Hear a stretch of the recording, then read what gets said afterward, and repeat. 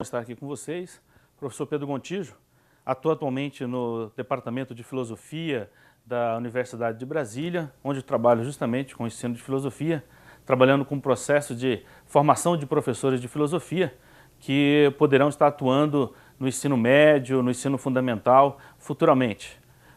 Tenho uma experiência de trabalho também na rede pública do Distrito Federal de Ensino Médio, e a rede pública do Distrito Federal é um espaço interessante de laboratório, pois nós já temos aí quase 10 anos de experiência de ensino de filosofia no ensino médio, onde os estudantes ao longo dos 3 anos do ensino médio têm 2 aulas por semana.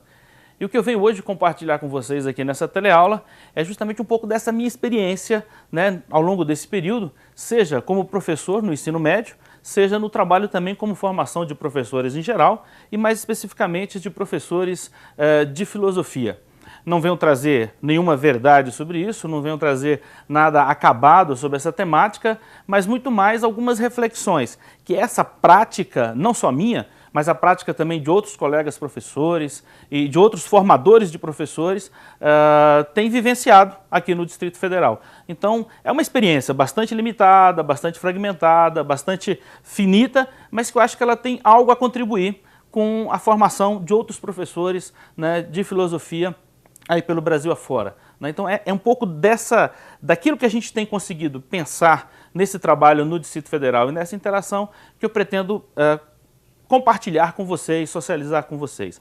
Mas bem especificamente, nós vamos tentar nos centrar na questão da didática do ensino de filosofia. E eu estou querendo chamar essa teleaula, se a gente pode batizá-la, de pensar uma didática para além da didática. Nós temos normalmente duas posições muito distintas sobre como é que o ensino da filosofia precisa ser abordado. Às vezes, alguns acentuam demais o aspecto apenas filosófico e outros acentuam demais apenas o aspecto pedagógico do ensino da filosofia. E a gente quer tentar pensar isso aqui de uma maneira transversal, onde filosofia e educação se encontram e fazem encontros transversais para poder desenvolver aquilo que é feito com o ensino de filosofia.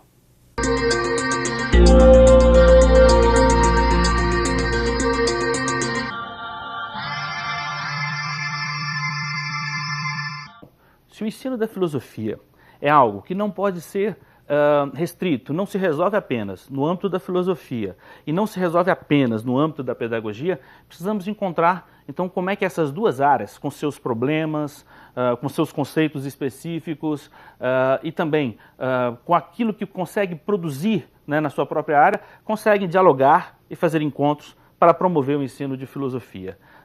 O ensino de filosofia não se resumirá de forma alguma a um problema eminente pedagógico. Aqueles que dizem, não, a didática, a pedagogia estudam o processo do ensinar ou do aprender a ensinar. Mas nós precisamos perceber que na filosofia há algo de específico do próprio trato filosófico que vai fazer com que nós necessitemos, então, não ficar só de um lado nem só de outro. A primeira questão que nós vamos tratar é justamente da transposição didática, que já é uma terminologia, uma conceituação bem típica da pedagogia e muitas vezes estranha no campo da filosofia. Do que se trata propriamente a transposição didática? Se trata da gente tentar ver, então, aquilo que é a tradição filosófica, não só pensadores, sistemas, problemas, pensar como é que isso pode se aproximar, ou melhor, como é que isso pode adentrar o espaço da escola, o espaço da sala de aula. E essa transposição didática nós queremos abordar sob os dois enfoques, seja da interdisciplinaridade, seja da contextualização. A filosofia não é algo alheio ao mundo, pelo contrário, o que os filósofos produzem ao longo da história é justamente sobre a relação deles com diversos problemas, diversas questões, diversos aspectos da vida, do contexto, da sociedade de sua época, sobre os quais eles refletem e produzem conhecimento ou produzem uma forma de se relacionar com o conhecimento em sua época. Então, como é que isso adentra os muros da escola, adentra a porta da sala de aula e se transforma no que nós costumamos chamar dessa prática de ensino de filosofia? Bom, a interdisciplinaridade. Os alunos estudam várias disciplinas. Nessas diferentes disciplinas, os alunos aprendem muitos conteúdos. Física, química, matemática, biologia, língua portuguesa, educação artística. A filosofia também tem conteúdos próprios. Por mais que haja uma divergência, porque nós sabemos que o que é produzido dentro da tradição da filosofia, nesses seus cerca de 2.500 anos, Mais do que dizermos filosofia no singular, deveríamos utilizar filosofias no plural, né? Porque há tanta divergência sobre o que seria um cânon específico da filosofia, que é muito mais interessante falarmos, inclusive, de filosofias. Bom, essa presença da filosofia na escola, então, tem que buscar fazer um diálogo, né? Não é simplesmente a produção de um filósofo dentro da academia, no seu departamento, dentro de sua sala, ou naquilo que é as suas pesquisas mais específicas dentro da filosofia, né? Esse trabalho na sala de aula é um trabalho que tem que dialogar com as outras disciplinas, dialogar com aquilo que é a vida da escola e dialogar com aquilo que é a vida daqueles que frequentam essa escola, daqueles que vivem nos arredores, na comunidade geograficamente própria e com a própria cidade na qual estão inseridos aqueles aos quais nós estamos propondo o ensino da filosofia, né? Os estudantes que vão estar lá conosco aprendendo, discutindo e produzindo também filosofia. Então, na disciplina de filosofia, um dos recursos mais interessantes que nós temos para desenvolver a interdisciplinaridade é justamente o fato de que, diferentemente das outras disciplinas, que estão basicamente focadas na aprendizagem filosófica, na filosofia nós podemos focar também no processo da desaprendizagem ou da desconstrução de muitas dessas aprendizagens. Ora, nós sabemos que a educação é talvez o espaço, um dos espaços na sociedade mais fortemente marcados por metanarrativas. A apresentação, muitas vezes, de um ideal de sociedade, um ideal de homem, um ideal de escola, um ideal de educação. E a filosofia, estando na escola, permite justamente a problematização, né, desse ideal de escola, de sociedade, de ser humano. Então, a filosofia pode promover, já nesse movimento de desconstrução, uma relação de interdisciplinaridade com o conjunto das outras disciplinas dentro da escola. Mas não só. Às vezes é preocupante perceber um professor de filosofia que organiza todo o seu planejamento apenas centrado na história ou nos problemas filosóficos e não dialoga com aquilo que é a vida da escola. Eu poderia ter dito anteriormente ainda, para poder abrir esse bloco, que o professor precisa dialogar, o ensino da filosofia precisa dialogar com o próprio projeto pedagógico da escola, né? O projeto pedagógico da escola define quais são os objetivos, quais são as principais ações, o que de alguma forma é comum ao conjunto da vida escolar. E a filosofia, o ensino de filosofia, não pode ignorar isso que acontece na escola. Mas uma outra forma de buscar essa interdisciplinaridade é o professor de filosofia não desenvolver o seu trabalho isolado, mas buscar justamente uma interação e inter-relação com os conhecimentos que são trabalhados nas outras disciplinas. Lembremos que os alunos, por exemplo, estudam história da literatura, né? Estudam classicismo, arcadismo, barroco. E nós sabemos que as expressões artísticas são profundamente vinculadas a concepções de mundo, a concepções de sociedade, a concepções de homem. Então, uma interação do professor de filosofia com o professor de língua portuguesa, de literatura, pode ser potencialmente interessante para o ensino de filosofia e para o próprio ensino sobre a literatura. Ora, nas escolas de ensino médio, nós sabemos também que os alunos têm normalmente 5, 6 disciplinas, que são chamadas disciplinas científicas. Algumas ciências da natureza, outras ciências humanas, e muitas vezes nessas disciplinas não há uma discussão sobre a própria natureza do saber científico. Aí, nessa interação do professor de filosofia com esses outros professores, ou a maneira como ele pode, em suas aulas, né, abordar e interagir com os conhecimentos das ciências, também temos um outro potencial trabalho interdisciplinar. Os alunos têm uma disciplina específica, aliás, poderíamos até questionar se história é ou não é uma ciência, há controvérsias acadêmicas sobre isso, mas os alunos estudam desde a pré-história até a história contemporânea, a história do Brasil, a história da América. A filosofia também tem toda uma tradição aí de 2.500 anos, pelo menos, de história. A relação entre o contexto histórico e as ideias produzidas pelos filósofos é uma relação muito imbricada uma na outra. Então, a interação do professor de filosofia com aquilo que é estudado em história também tem um outro potencial interdisciplinar. Mas poderíamos também pensar em interdisciplinaridade com outras áreas, com a própria educação física, toda uma dimensão de corporeidade que é trabalhada na educação física, na educação artística, onde também se estuda a história da arte. Então, nesse processo de interdisciplinaridade, nós podemos ver que a filosofia tem um potencial enorme de interação. E isso vai fazer com que o ensino de filosofia faça sentido para os estudantes. Caso contrário, vai ser apenas mais uma disciplina ao lado de tantas disciplinas, mais uma caixinha ao lado de tantas caixinhas que parecem não dialogarem, não formarem sentido, não fazer um sentido um pouco mais de conjunto, mais complexo, né, de tudo isso que compõe a vida escolar. Então, de um lado falamos da interdisciplinaridade, do outro lado podemos falar, né, do outro processo que compõe esse processo de todo o processo de transposição didática. Do ponto de vista da contextualização, já tinha anunciado anteriormente, podemos perceber como que aquilo que é feito em sala de aula tem uma relação direta com a vida da escola, né? Então a escola possui um calendário escolar, possui um conjunto de atividades programadas ao longo do ano. A escola também tem inúmeros espaços potencializadores de aprendizagem.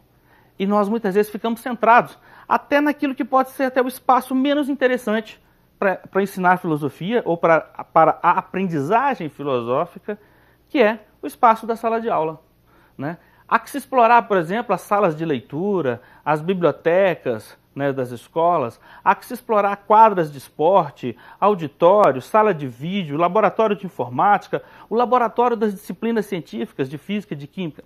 Então, contextualizar o ensino de filosofia, a filosofia que está sendo ensinada naquilo que é a vida da escola, mas não só, né?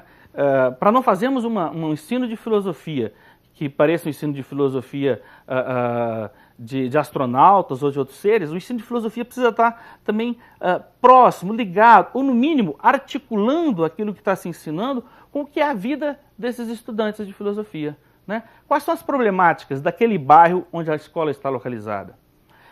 Nós assistimos um fenômeno que muitas vezes é perigoso, né, para as escolas. Muitas vezes, se pegássemos uma escola, fosse possível arrancá-la fisicamente de um lugar e transferir para outro lugar e colocasse uma outra escola neste mesmo lugar, talvez aquela comunidade ali não sentisse muita falta daquela primeira escola. Porque as escolas, em geral, têm pouca interação com a comunidade próxima, com a vida, né, das comunidades que são próximas geograficamente. Então, há que se contextualizar. Também relacionada à vida dessa comunidade, do comércio. Nessa comunidade, nessa cidade, nós temos, por exemplo, que tipo de problemas que são mais relevantes para a juventude e para a sociedade como um todo? Nós temos a organização de trabalhadores, associações de moradores, clubes de serviço, movimentos sociais. Então, como é que o ensino de filosofia, ou seja, aquilo que ocorre lá na singularidade de uma aula, se relaciona com esse contexto mais amplo daquilo que está sendo vivenciado por aquela comunidade e que tem reflexo na vida de cada um dos estudantes que estão conosco ali naquela sala. Então, nós precisamos ter bem claro isso para que a gente possa, ao fazer essa transposição didática, ou seja, fazer com que aquilo que é a produção da tradição filosófica sofra um processo de responder uma gramática pedagógica, possa ser traduzido num discurso que seja inteligível e que faça sentido para esses estudantes. Senão vai ser meramente aquilo que a gente já faz enquanto pesquisa, né, dentro da academia e que normalmente está, se não no conteúdo, pelo menos no modo de apresentar, distante daquilo que é a linguagem, daquilo que são as preocupações e os problemas próprios dos estudantes. Nesse bloco agora, sobre o ensino de filosofia, nisso que eu estou propondo a vocês, chamar de uma didática para além da didática, porque como vocês puderam ver no primeiro bloco, são questões da interdisciplinaridade que são questões propriamente construídas no campo da pedagogia, mas que no caso do ensino da filosofia tem a sua peculiaridade, pela forma como nós vamos fazer esse trato na sala de aula, né? Pois bem, além dessa discussão específica da transposição didática, o trabalho didático em sala de aula é muito importante que a gente consiga vencer alguns dilemas, ou algo que eu chamaria de falsos dilemas dentro do ensino de filosofia.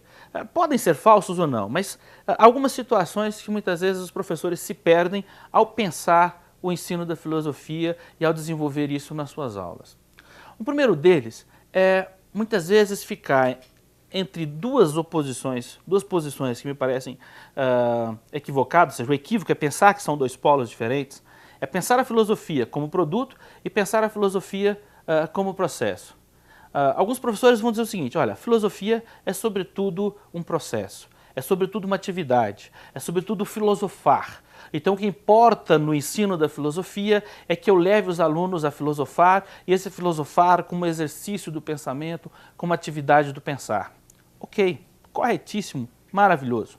Mas tem um outro polo também, aquele que considera a filosofia como um produto. Ou seja, nós temos uma tradição filosófica, nós temos filósofos, sistemas filosóficos ao longo da história. E o que interessa, então, ensinar aos estudantes é dar a ele acesso à tradição filosófica. Fazer com que os estudantes possam ter acesso a tudo isso, que foi desde Tales, Anaximandro, Anaxímenes, Platão, Aristóteles, Agostinho, Tomás de Aquino, e poderíamos aí elencando uma série de pensadores ao longo da história, até pensadores contemporâneos, latino-americanos e brasileiros. Também estão corretos. O problema está, às vezes, quando nós achamos que a gente tem que fazer uma escolha de um polo ou de outro polo. Não. Não há ensino de filosofia, ou seja, não há ensino sobre esses pensadores, sobre essa tradição, certo? Que possa ser chamado de ensino de filosofia, se não ajudar para que os alunos, então, encontrem eles mesmos, né, os seus problemas. Fundamental é que os estudantes façam essa articulação entre aquilo que é a sua existência, aquilo que é o contexto no qual eles estão inseridos, que eles descubram quais são os problemas próprios do seu tempo e do seu tempo para eles, porque existem problemas que são desse tempo, mas não são problema para eles. Que eles encontrem, criem, produzam esses problemas, né? Mas que se faça isso articulado também com a tradição filosófica, né? Então, tudo isso que é produto, que é resultado da investigação da filosofia. Não só no passado, mas também no presente. Nesse exato momento nós temos produção filosófica pelo Brasil, pelo mundo afora. A filosofia, ela pulsa no mundo inteiro, né? Então não tem sentido nós ficarmos, por isso eu dizia num falso dilema, entre pensar a filosofia como um filosofar, como uma atividade, como um processo, e pensar a filosofia como um produto. Não, façamos as duas coisas.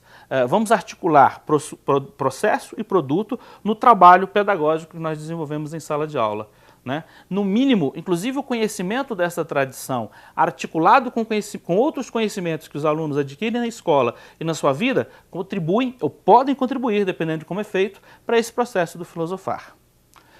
Um segundo dilema, ou falso dilema, bem próximo desse, é de qual deve ser o trato da história da filosofia no ensino da filosofia. Tá? Então veja bem, queria dizer especificamente sobre esse dilema entre a filosofia especificamente, né, o ensino da filosofia ou do filosofar, e esse trato com a história da filosofia, com a tradição filosófica, né? Também digo que é um falso dilema, em que sentido? Como falava do dilema anterior, essa tradição filosófica é a tradição de discussão de inúmeros problemas e inúmeras temáticas. Uma forma, portanto, de ajudar os estudantes a problematizar o seu cotidiano, problematizar a sua vida, problematizar a sociedade que nós vivemos hoje em dia, e mais, problematizar a escola, né? Problematizar a aula, o conjunto das aulas, o conjunto das disciplinas com as quais eles trabalham. Então esse trabalho de problematização precisa estar vinculado com aquilo que é a tradição filosófica, daquilo que é a história da filosofia. Então penso que, não vou discutir o que é certo ou o que é errado, mas me parece muito interessante que não se faça ensino de filosofia somente baseado na história da filosofia, mas de um outro lado também não se faça filosofia desconsiderando a história da filosofia. Deve ser uma articulação harmônica? Não, talvez não seja harmônica, vai ser uma relação conflituosa, mas que seja uma relação conflituosa que faça pensar, que promova, que produza filosofia, né? Então, nessa relação que problematiza, a gente tem que lembrar então de um outro passo importante do processo do ensino de filosofia, é que há problematização, há o processo de conceituação, né? E há o processo de elaboração de teorias. Então, após ver os problemas, elencar problemas ou problematizar situações, há uma importância que deve ser dada nas aulas de filosofia ao trato com o conceito, né?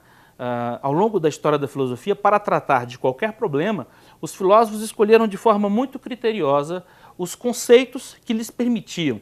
Os conceitos são ferramentas racionais que permitem tratar adequadamente de um problema, né? Não dá para utilizarmos conceitos contemporâneos, ou até podemos usar, mas isso vai ocorrer por aproximação. É muito interessante usarmos conceitos próprios trabalhados pelo filósofo para poder abordar as questões que esse filósofo trabalhava. O sentido que tem o conceito de ideia para Platão não é o mesmo sentido que tem o conceito de ideia para filósofos contemporâneos. Então, esse trato conceitual na sala de aula ajuda os estudantes a perceberem essa diversidade, né, na tradição filosófica e ajudam eles a perceberem também o carinho, o cuidado que eles precisam ter com o trato do conceito. Então, essa é uma primeira parte daqueles que são os dilemas, né? Um dilema bem concreto que a gente tem percebido em escolas, mas tem sido mais em escolas particulares, é sobre o uso ou não uso do livro didático, né? Então, aqui de novo, eu acho que nem tanto ao mar, nem tanto à terra. Nem se deve execrar a possibilidade de uso de livro didático, nem se deve, de alguma forma, ser escravo de algum livro didático. O ensino da filosofia deve ser muito mais dinâmico, né? Muitas vezes, em algumas circunstâncias, muitas vezes em várias circunstâncias, professores de escolas ficam meio que reféns daquilo que é a produção editorial ou a pressão, né, de uma ou de outra editora sobre as escolas na escolha do material. Parece que uma disciplina que não tenha um livro didático apropriado para ela é uma disciplina de menor valor. Bom, nós aqui sabemos claramente que a filosofia não é uma disciplina de menor valor. Então, o que fazer quando não há a possibilidade ou não há material didático suficiente e há essa proposição de utilização de livro didático? Acho que a primeira coisa é um critério, né? Utilizar critérios muito claros para perceber que livro didático é adequado àquela comunidade, àquela escola na qual se está trabalhando o ensino de filosofia. E segundo, é ter clareza de que trabalhar com livro didático não significa todas as aulas mandar ler tantas páginas e fazer tantos exercícios. É tentar fazer um trabalho dinâmico, né? Um trabalho inclusive crítico com relação ao texto. Será muito interessante os alunos poderem analisar o próprio livro didático que é proposto a eles estudarem ou terem acesso à filosofia por meio desse livro didático. Então esse eu diria assim, um dilema, né, do uso ou não uso, bastante concreto, mas como eu tenho dito, tem sido muito mais comum nessa nossa experiência naquilo que é o ensino de filosofia nas escolas particulares. Essa questão de usar ou não usar o livro didático é uma questão que precisa ser ajuntada ou pensada com outra questão importante no ensino de filosofia, que é muito comum nas faculdades de pedagogia, nos cursos de educação, mas que na filosofia às vezes a gente tem alguma dificuldade de discutir isso. Do que se trata? No ensino de filosofia a gente deve fazer planejamento de ensino, deve fazer planejamento de unidade, deve fazer planejamento de aula, mas como planejar isso? Veja bem, no ensino da filosofia, e vocês já devem ter visto isso em outros espaços, em outros contextos, nós cuidamos muito justamente do ensino, daí esse nome, ensino de filosofia. Por quê? Porque o máximo que o professor consegue dominar ou trabalhar é o ensino. O professor não tem condições, por exemplo, de prever como é que se dará o processo de aprendizagem. Qual o aspecto do curso que está sendo dado que vai mais afetar determinado aluno. Quer dizer, a filosofia ela vai produzir afetamentos em momentos diferentes do seu desenvolvimento, da aula, do início ou do pós-aula nos estudantes, né? Não é um processo automático, do que se ensina, automaticamente se aprende. Então veja bem, eu diria que sim. Se alguns de repente se encontram no dilema, mas como é que eu vou planejar? Precisa se planejar sim. É importante o professor tentar, no início do ano, fazer uma previsão do que vai ser desenvolvido ao longo do tempo, né? Se ele vai modificar isso, não tem problema nenhum. Pode ser que todo o planejamento que ele tenha feito seja modificado. Aliás, isso não é problema, pelo contrário, pode ser sinal, inclusive, de virtude. Mas a gente precisa evitar, na filosofia, se de um lado a gente precisa evitar aquilo que ocorre, talvez, com outras disciplinas ou com a própria filosofia, de que é um certo aprisionamento de um planejamento rígido, né, de ter que fazer aquilo que foi pensado lá no início. Isso é uma extremidade. Há uma outra extremidade que eu chamaria de espontaneísmo. No ensino de filosofia, o que eu tenho encontrado mais são professores muitas vezes ligados a um certo espontaneísmo, né? A não fazerem planejamento mais de médio, ou seja, de bimestre ou de ano, mas muitas vezes entregues a um certo espontaneísmo. Quase que de uma aula se perguntando o que vai fazer na aula seguinte, ou naquele dia se perguntando o que se pode fazer. Então, tanto essa rigidez de planejamento, como o espontaneísmo, me parece que trazem os mesmos malefícios para o ensino da filosofia. Então, fazer planejamento, sim, mas sem ficar preso. Por que sem ficar preso? Porque nós não sabemos quais serão as questões que estarão afetando, ou que estarão na discussão, ou estarão fervendo na vida daquela escola, na vida daqueles alunos. E o mais importante é se a gente conseguir, com a nossa formação, com um trato bastante criterioso, conseguir trazer como é que a filosofia dialoga com aquilo que está sendo a vida desses estudantes. Né? Então daí nem ficar preso a esse planejamento rígido, nem ficar também solto no espontaneísmo que a cada dia deixa ver o que vem na cabeça do professor para ensinar. Esse espontaneísmo tem levado, inclusive, muitas vezes, a transformar a aula de filosofia numa aula de autoajuda. Isso é algo que a gente precisa tomar cuidado. Se de um lado também a aula de filosofia não tem que ser um showman, o professor não está ali para dar um show, né? Ele está ali para fazer um trabalho com critério, com seriedade, né? Mas um trabalho que faça sentido para os estudantes. Né? Então, nem show e nem um trabalho também que não dialogue com a vida desses estudantes, que não dialogue com aquilo que eles estão experimentando nas outras disciplinas e no contexto também de suas vidas. Né? Então, esse é um outro cuidado que a gente precisa ter, nisso que eu tenho chamado aí de vários falsos dilemas, né? No processo de dar aula, de planejar o ensino da filosofia. Vejam bem que quantas questões são interessantes para se pensar, né, no ensino de filosofia, só pensando nessas questões mais próprias, como eu tenho dito, da didática do ensino da filosofia, né, desse momento que o professor se encontra diante dos alunos. A avaliação que eu tenho feito, às vezes até da própria prática minha em sala de aula, tem sido aquela de que uma postura interessante seja a postura de uma certa dúvida, de um certo estranhamento nosso, seja com relação ao próprio conteúdo a ser ensinado, seja com relação aos estudantes, seja com relação a essa instituição que é a escola. Né? Talvez uma grande possibilidade até de interdisciplinaridade, que nós já tratamos, né, em blocos anteriores, seja a gente problematizar isso que é feito dentro da escola, como já havia citado, né, anteriormente. Agora, se tem algo que para nós é sempre problemático e que eu vejo nós, professores de filosofia, que atuamos no ensino médio, ou mesmo no ensino fundamental, discutindo pouco, é a questão da avaliação. A avaliação tem sido um gargalo. Mesmo nas discussões sobre educação, se pensarmos nos departamentos de educação, nas faculdades de pedagogia, seja em nível de graduação, em pós-graduação, a avaliação é uma questão em aberto, uma questão não resolvida. E eu, na verdade, gosto muito dos teóricos e dos professores que enxergam a avaliação dessa forma. Quando um professor tem muita certeza do que tem que ser feito na avaliação, eu, em geral, já fico um pouco com o pé atrás, porque me parece que tem algo sobre o processo de avaliação da aprendizagem que não está devidamente problematizado.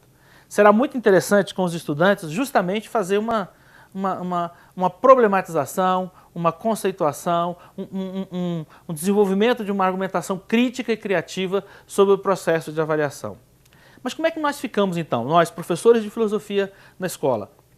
Os sistemas de ensino, em geral, exigem que os professores mensurem notas para os estudantes, seja às vezes por notas 1, 2, 10, 9, seja por menções como SS, MS ou outro sistema qualquer. Os sistemas normalmente dizem, olha, se o aluno está em um processo de aprendizagem, se há um processo de ensino, há que se verificar essa aprendizagem do estudante e há que se ter o produto disso de forma quantificável, o quanto mais objetivo possível, para justamente dizer se esse aluno pode ou não pode ter progressão nos seus estudos. Pois é, como é que a gente faz isso na filosofia? É possível ter avaliação no ensino de filosofia? É possível ter essa dimensão somativa? Penso que é uma limitadora a dimensão somativa, porque acaba chamando a atenção mais do que outras dimensões do processo avaliativo. O processo avaliativo, ele não tem como perspectiva apenas ser classificatório. Talvez isso seja até o menos interessante. Né? Mais interessante se a gente observa outras dimensões da avaliação, como a dimensão de correção ou mesmo a dimensão de avaliação do contexto, de diagnóstico do processo de aprendizagem. E aí nós precisamos, de novo, separar coisas para poder ter clareza de como é que elas se articulam. Então, uma coisa é fazer avaliação. E a avaliação nós fazemos o tempo todo. Né? O tempo todo os alunos estão avaliando a aula do professor, achando a aula boa, achando a aula ruim e verificando quais são os critérios que eles utilizam para poder considerar ela boa ou considerar uma aula ruim. Um aluno diz, essa aula está chata, outro, não, está interessante. E cada um argumenta, né, o porquê que acha ela chata ou porquê que acha essa aula interessante. Da mesma forma, os professores estão o tempo todo avaliando seus alunos. No momento em que nós estamos dando uma aula, nós estamos observando a atenção, a participação, a concentração, o envolvimento dos estudantes na aula que nós estamos dando. Isso é fazer avaliação. Isso é fazer avaliação diagnóstica, isso é fazer avaliação, inclusive, corretiva. Porque se estamos dando uma aula que a gente percebe que, por mais que nós tenhamos como professores tido boa vontade, ter planejado, ter preparado o material, mas que ela, de alguma forma, não está fazendo sentido para os estudantes, é hora de replanejar a nossa aula, é hora de replanejar, né, o que nós tínhamos pensado para aquele bimestre, para aquele ano letivo, né? Então, a avaliação tem isso como perspectiva, a avaliação é fundamental. Não dá para se pensar trabalho educativo sem pensar de forma conjunta os processos de avaliação. E os processos mais diferenciados, né? Como os estudantes são diferenciados, como a facilidade de cada um com questões da oralidade, ou com a questão da escrita, ou da dramatização, ou de trabalhar com literatura, enfim, a diversidade de formação dos estudantes faz com que a maneira como que eles vão apreender e vão se envolver com o conteúdo é também de forma diferente. Daí que a maneira deles expressarem isso também é diferente. Vejam bem, se isso é diferente, como pensar a avaliação? Então eu disse, o tempo todo nós estamos avaliando. A utilização de qualquer instrumento que nós usamos em outras disciplinas pode também ser usado no ensino da filosofia, né? E para verificação da aprendizagem na filosofia. Agora, nós temos que tomar alguns cuidados, né? Se nós ficarmos presos apenas à ideia da nota, isso vai travar a nossa criatividade para poder fazer a avaliação. Porque vejam bem, se a avaliação é isso que eu acabei de dizer, um outro processo que normalmente se exige nos sistemas de ensino é esse processo de mensuração e classificação. Nós podemos ter processos de avaliação que não estejam necessariamente vinculados a notas. Inclusive, algo que no ensino da filosofia nós precisamos problematizar e verificar cada vez como trabalhar de forma melhor é essa questão das notas. Eu tenho dito em alguns espaços que a nota, ou essa questão de dar um ponto para uma atividade, um ponto para uma outra coisa, um ponto para aquela outra atividade, para uma resposta, para um comportamento, tem se transformado numa verdadeira droga que vicia os estudantes no tal do ponto. E esse vício é de tal maneira que às vezes os estudantes não fazem mais nada se não tiver junto ali a definição de que ponto vai valer aquela atividade, que vai valer aquela escrita, né? Então nós precisamos conseguir pensar uma sistemática de avaliação que não tenha necessariamente relação com a mensuração de notas. Agora, como nós temos que fazer mensuração de notas, vamos pensar em instrumentos o mais objetivos possíveis, e esses instrumentos podem ser instrumentos semelhantes ao que são feitos em outras disciplinas. Nós não podemos deixar, em algum momento, de jeito nenhum na aula de filosofia, de problematizar essa própria mensuração.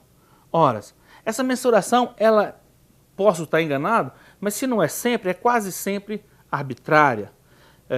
Será sempre ou quase sempre a avaliação do professor, a leitura do professor a partir da sua subjetividade, né, daquilo que constitui a sua subjetividade como docente, diante da responsabilidade desse trabalho do ensino.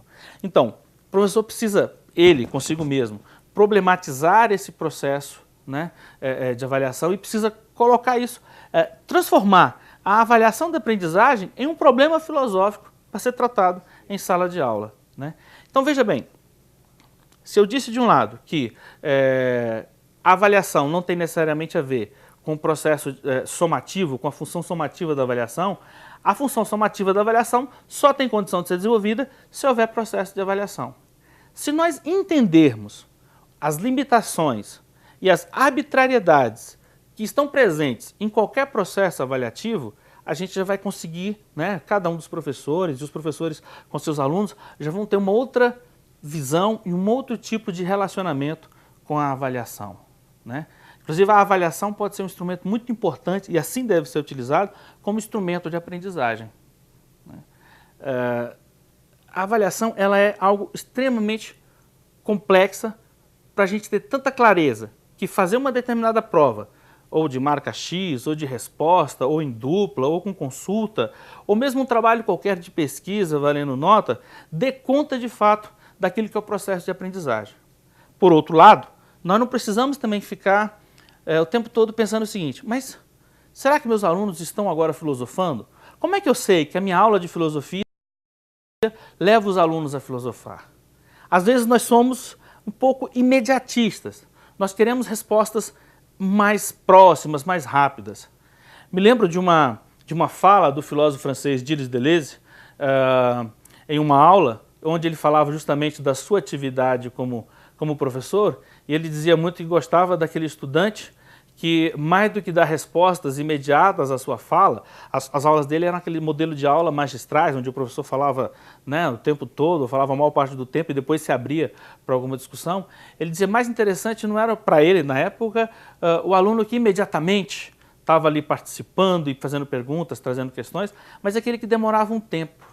Porque depois de ter uma aula, há que ter a necessidade de um certo silêncio, ou aquilo que Deleuze chamava de uma certa solidão do estudante no trato com aquilo que foi estudado na aula de filosofia, né? E essa ideia me parece que mesmo para as nossas escolas de ensino médio, ou em algumas circunstâncias, para o ensino fundamental, me parece ser algo interessante. Daí que nós, professores de filosofia, não devemos nos prender a isso se nós temos respostas mais imediatas, mensuráveis. Não, temos que dar um tempo. E o tempo de cada estudante é diferenciado. Aquilo que vai despertar a atenção de um estudante é diferente do que vai despertar a atenção de outro estudante. Se a gente tiver carinho, cuidado com isso, nós vamos conseguir avançar bastante nesse processo de avaliação. E como eu disse antes, qualquer processo de avaliação, qualquer instrumento que é utilizado com outras disciplinas, também pode ser utilizado. Mas a gente precisa ter muita clareza que no trato da filosofia nós estamos falando de conteúdos conceituais, de conteúdos atitudinais, de conteúdos procedimentais, né, que são próprios da filosofia. E aí verificar como é que a gente consegue avaliar. E não ficar muito preocupado apenas com essa dimensão somativa. Eu confesso achar que ela é talvez a menos interessante, porque ela normalmente está presa apenas a determinadas regras institucionais para o processo de retenção ou de promoção dos estudantes. Nós precisamos ter um carinho muito grande com o espaço da sala de aula. A aula não é somente isso que nós imaginamos quando nós olhamos um professor a ensinar e estudantes a aprender.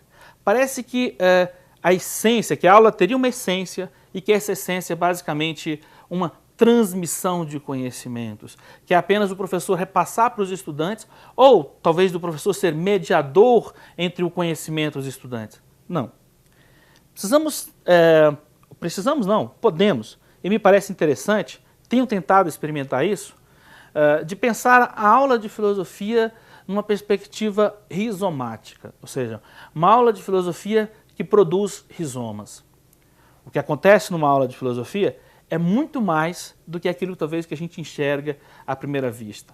Daí que proponho que a gente perca um certo imediatismo, perca uma certa perspectiva de sucesso imediato, próximo, com o conjunto de toda uma turma, ou o conjunto das turmas com as quais nós trabalhamos no ensino de filosofia. Pensar a aula, né, aquilo que ocorre naquele tempo restrito, entre aquelas quatro paredes ou em outros espaços da escola, né, exige a gente pensar que o seguinte, que aquilo que é desenvolvido em sala de aula tem uma relação com tudo aquilo que constitui a subjetividade do professor e daquilo que é constituinte também da subjetividade de cada um daqueles estudantes, né? Naquele momento ali da aula, é como se toda a aula fosse transpassada por tudo aquilo que constitui as relações desses alunos com o professor, desses alunos com os outros professores, com as outras disciplinas, daquilo que perpassa a vida da escola.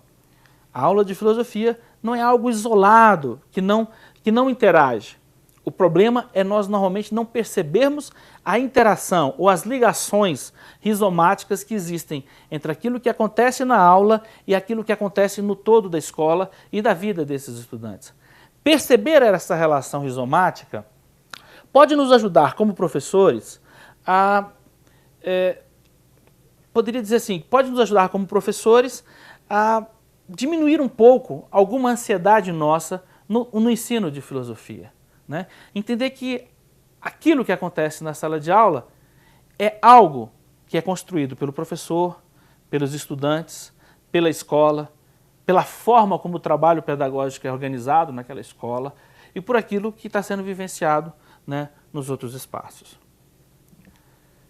Talvez por último, como uma finalização aqui dessa teleaula, é chamar a atenção para uma dimensão muito importante da aula de filosofia. Normalmente na academia, nos cursos de graduação ou de pós-graduação em filosofia, parece que o grande foco da atividade do filósofo é ser pesquisador e às vezes o foco, né, na formação do professor ela é diminuída. Eu queria dizer que agora que muitas vezes na escola a gente parece que inverte esse processo e pensa que o trabalho do professor de filosofia com seus estudantes é meramente esse de transmissão de conteúdos. Seja conteúdos temáticos, depende aí da forma como o professor concebe e trabalha o ensino da filosofia, seja de conteúdos históricos, trazendo a tradição da filosofia. Não, uma dimensão que nós não podemos perder no ensino da filosofia é a dimensão da aula de filosofia como espaço de investigação. Alguns autores vão falar, inclusive, que cada turma poderia ser constituída como uma comunidade de investigação, né? A partir do momento em que aquilo que o professor traz, com aquilo que traz os estudantes, conseguem se interagir, se relacionar, a gente vai poder então ter um ensino de filosofia que não só se aprende conteúdos, obviamente, né, mas que também é um espaço de investigação, é um espaço de pesquisa. O professor de filosofia não pode ser aquele que agora vai apenas para a escola transmitir tudo o que ele aprendeu, ou na graduação, ou na pós-graduação. Mas ele precisa transformar o espaço de sala de aula, né, junto com os estudantes. De vez em quando eu tenho utilizado essa expressão precisa, né? Talvez aí haja muita normatividade ou certa valoração, né, até moral do que pode ou não pode ser feito. Mas vamos colocar o seguinte, o professor pode, ou pelo menos na experiência que tenho tido, isso tem se tornado um elemento que aumenta o interesse dos estudantes pelo aprendizado filosófico. Se essas aulas de filosofia se transformam em espaço de pesquisa, né? E a importância de professor, tanto com os alunos como ele mesmo, pensar no processo de pesquisa ao mesmo tempo que desenvolve o ensino, a importância disso é que cria para ele mesmo, certo, uma base de informações, uma base de perspectivas que ele pode analisar e que pode permitir o compartilhamento com outros professores. Se a gente pensa numa didática para além da didática, é justamente porque a gente pensa no ensino de filosofia que não é só um problema pedagógico, mas é um ensino de filosofia que é um problema filosófico e que, portanto, né, no seu desenrolar, no seu processo, precisa ter essa atividade da pesquisa pedagógica, mas também da pesquisa filosófica, né? Não dá para pensar, na minha avaliação e no que eu tenho acompanhado de ensino de filosofia e tentado praticar, numa aula de filosofia ou num conjunto de aulas ou num curso de filosofia no ensino médio que não tem uma preocupação com o trato conceitual, que não tem uma preocupação com o trato argumentativo, que não tem uma preocupação com o trato problematizador. E essa problematização vai ser muito interessante se, além do que a gente já explora na aula, do ponto de vista da oralidade, se a gente consegue também traduzir isso numa verbalização escrita, né, numa produção escrita, onde os alunos compartilhem entre eles mesmos, onde se cria espaços para compartilhar com outras escolas aquilo que tem sido a produção filosófica. Porque falo produção filosófica, mas nós não temos que pensar a produção filosófica talvez somente como grandes tratados de alguns filósofos, de algumas tradições. A gente não pode esquecer que a produção filosófica ao longo de toda a tradição, ela é expressa de diferentes formas. Nós temos produção filosófica à maneira de diálogos, como Platão. Nós temos a tradição filosófica também, produção de filosofia por meio de literatura, como temos Sartre. Nós temos a produção por meio de aforismos, como temos Nietzsche, como temos Wittgenstein. E temos aí outras possibilidades de expressão da filosofia, ainda mais hoje. Na sociedade tecnológica, na sociedade de informação, precisamos experimentar outras e outras formas de expressão filosófica e não ficar presa só a uma ou outra, né, de determinada vinculação a determinada escola filosófica ou determinado período da filosofia. Penso que isso que a gente pôde trabalhar nessa teleaula é muito pouco, mas que talvez contribua. Vocês vejam que mais do que trazer respostas, estou tentando elucidar, equacionar, tratar de alguns problemas relacionados a essa didática do ensino da filosofia. Foi uma oportunidade muito interessante compartilhar essa pequena experiência que venho tendo, seja no trabalho em sala de aula, seja na formação de professores.